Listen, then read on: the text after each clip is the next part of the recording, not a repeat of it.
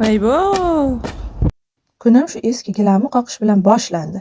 Yuvdirishga bervoramiz, choy tayyorlab ichib, erim bilan qaynimni bozorga jo'natdik. Yangi oshxonamizga narsalar olib kelishga ketishdi. Adasiga "Mana boring" desam, "Sani olib borsam kapangada olib kelaman" deb meni tashlab ketdilar. Idishlarni yuvib, tozalab oldim. Orada qancha ishlarimni qilib keldim, videolarimni oldim. Yosh bolaga o'xshab bolalarni bozordan kelishligini kutib, ko'chaga necha marta chiqib keldim. Bayram munosabati bilan qizlarim uyda rosa bitini to'kib o'ynashdi o'zi ham. Kichkinamni uxlatib, xolodilnik yuvaman deb qarasam, sichqon o'zini osib qo'ygan ekan. Qo'llarimni bitta qirsillatib, birpasda xolodilniklarimni tozalab oldim. Adasiga bugun bayramim. Shu munosabat bilan ovqatlantirishga, yoyoqboqqa aylantirishga olib boring desam, "Tuxumni sarig'ini yebsan. Oshxonaga qancha narsa oldim. Pulim yo'q" dedilar. Mayli, ovqatlanish qochib ketmaydi, zatto oshxonamiz zo'r bo'lyapti deb o'zimga o'zim tasalli berdim. Keyin qaynim qaymog'im erimni bozorda adashtirib, o'zlari yangi gaz plitalarni olib kelib qoldilar. Xursandligimdan gazni quchoqlab oldim. Adasi baribir hech qayerga olib bormas ekanlar deb taqdirga tan bergan holda ovqatimni qilib qo'ydim.